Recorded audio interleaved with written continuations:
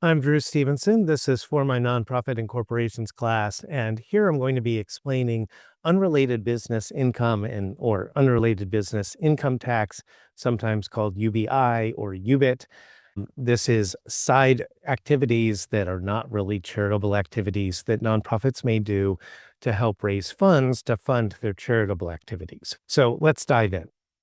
Nonprofits may generate revenue through activities that are pretty unrelated to their exempt purpose. For some, this is essential for their survival. I'm going to give some everyday examples that you may be familiar with. Many of you have been involved with some sort of charity or nonprofit that did bake sales or sold candy bars door to door, maybe for your high school band club, or did car washes on a summer day. So church youth groups will sometimes do a car wash to raise money for their summer missions trip or things like that. The nonprofit doesn't exist for making candy bars. There's for-profit companies that do that. They're not running a car wash full time. This is sort of an incidental thing that they do to raise a little bit of money to fund a special project or something. And that could be unrelated business income. Now, don't panic. Most of those incidental activities are going to be below the threshold amounts where they would trigger the tax. But imagine if you are very successful at this. And so your income from your car wash is $10,000 or $20,000, or from your bake sale is $20,000. That's unlikely. If you haven't done a bake sale, don't get your hopes up.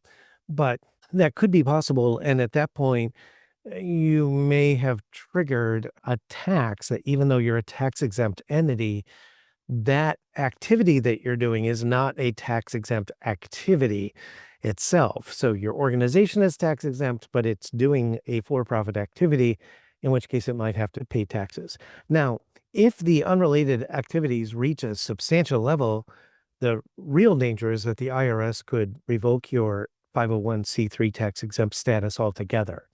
So if you have a charitable organization and after a while you get really good at doing car washes, so that's all you're doing is running car washes 8 hours a day, 7 days a week, and making money off of it. Well, now you're just a car wash. You're not a charity anymore.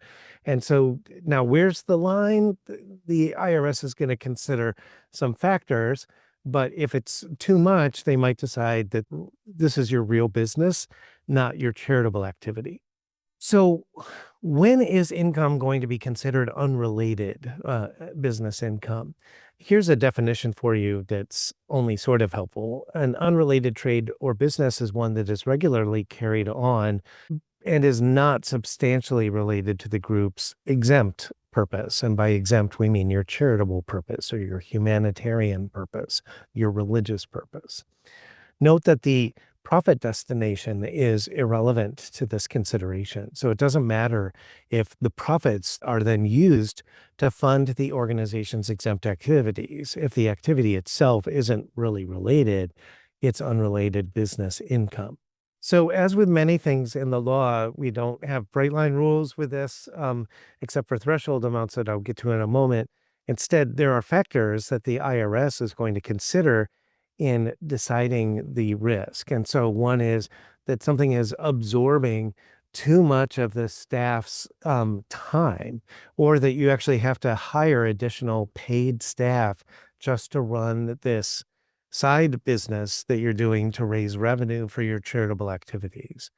If you reach a point where your for-profit activities are producing more income than your charitable activities, that's going to be another red flag for the IRS. Suppose that you had a law school like NYU Law that's running a pasta factory. Well, making pasta like macaroni doesn't have anything to do with legal education inherently. So that's a profit-making business with no connection to the educational mission of the institution.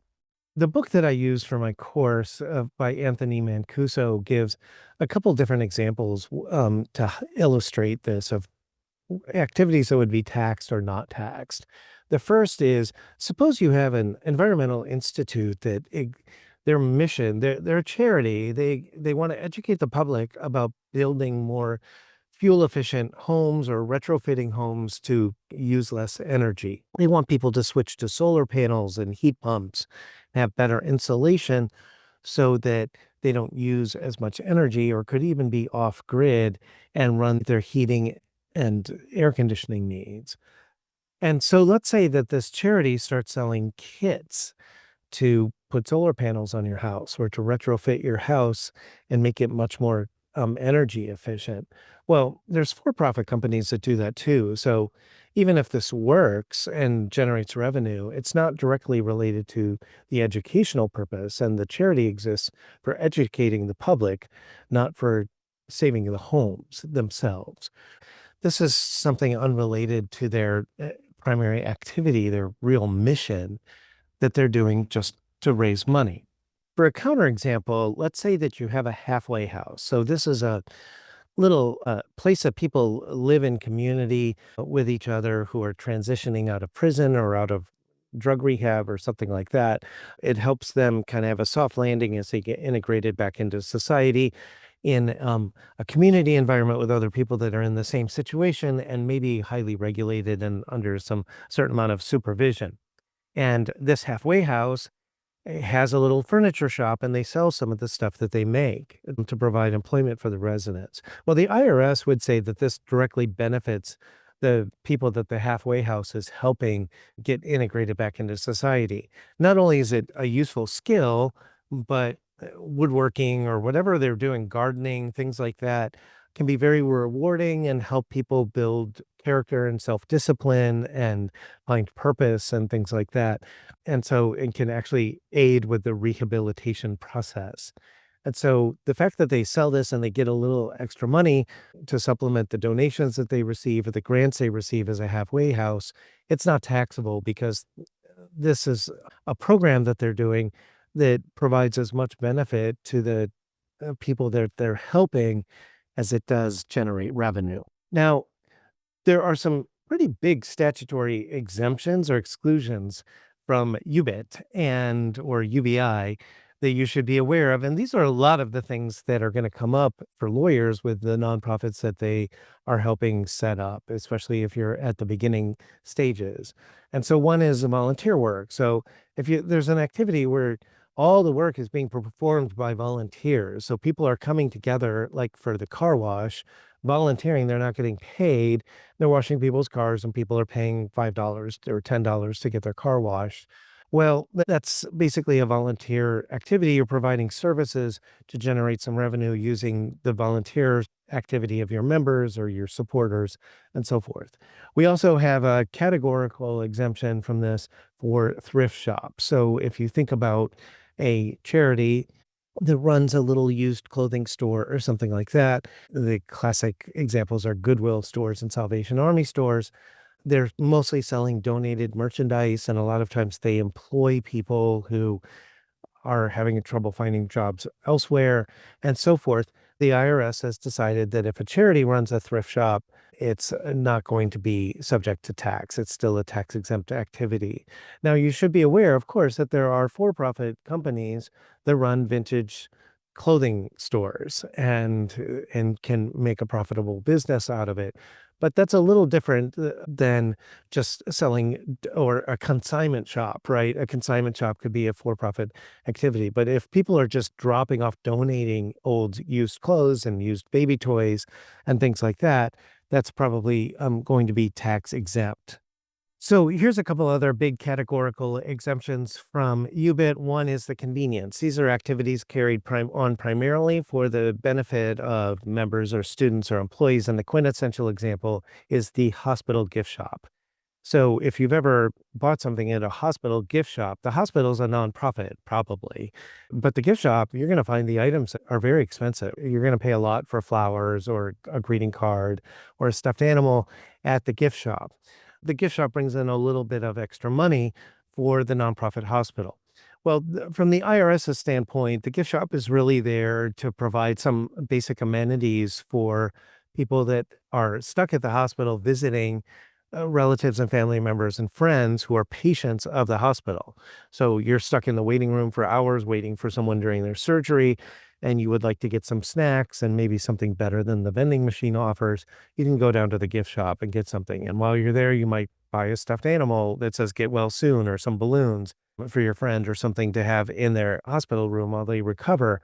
So that is all going to still be tax exempt for the hospital, the revenue that they get from running that. The other is fundraising basics like exchanging donor lists or distributing low cost items under $5 for solicitations. So you can give out little pens and mugs and stuff like that, or you can sell your membership list to for-profit companies that would really like to sell some stuff to your members.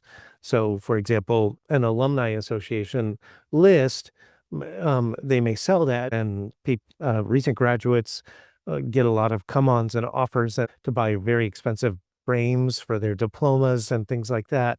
And so a school, let's say that's tax exempt, can sell a list of its recent graduates to a for-profit company that sells diploma frames or has low introductory rates for credit cards and low interest loans, debt consolidation, and so forth. And the nonprofit can keep the revenue from selling their mailing list and doesn't have to worry that it's unrelated business income tax.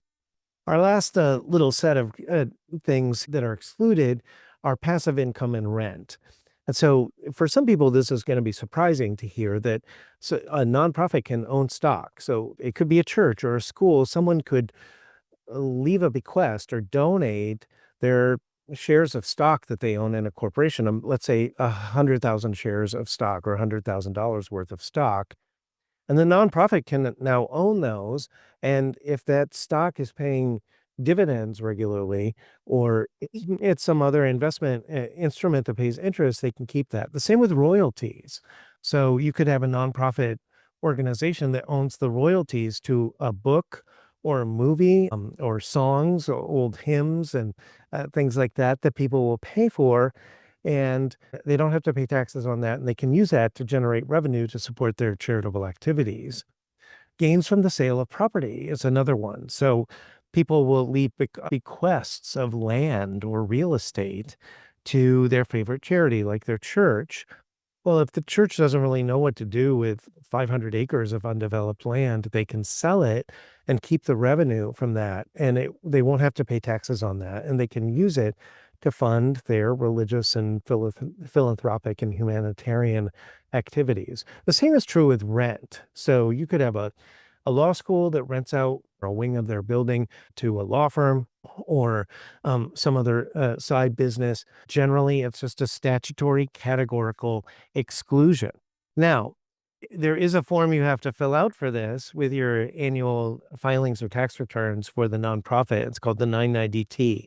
I don't want to go through this in detail because the purpose of this video is just to give you the basics that you would need to know to do a consultation with a client who's at the startup stage of a nonprofit. If you have a client who's mature and established, a nonprofit organization that has a big budget and so forth, and they have some UBI activities or UBIT, you need to get a tax expert to consult with you about it because the rules can get pretty intricate and complicated.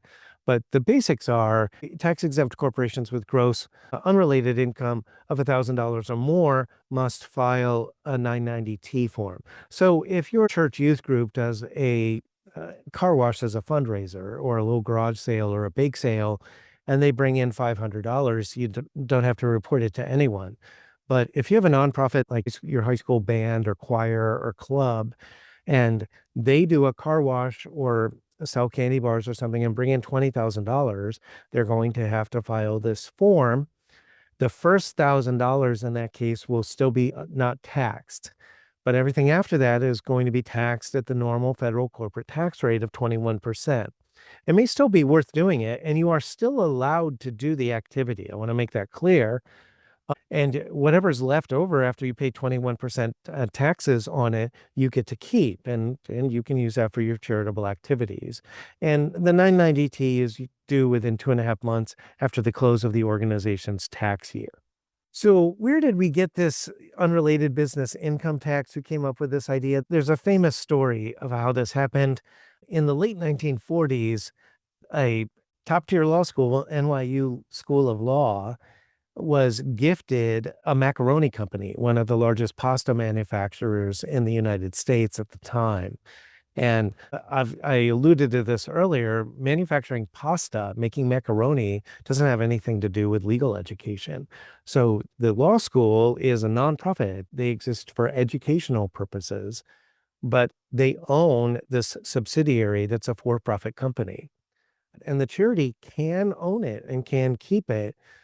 Now, the law school early on for several years claimed that they could run this very lucrative, very profitable pasta company, one of the market leaders, without having to pay any taxes on the revenue or the profit that it generated because it was owned by a nonprofit entity, the law school.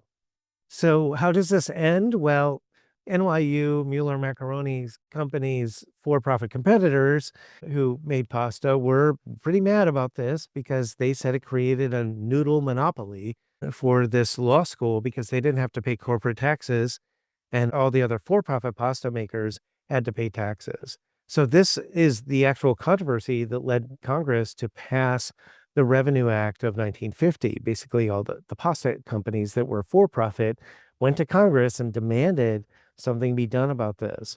And so they created the Unrelated Business Income Tax. Now, notice that after this, NYU law is allowed to keep the pasta company.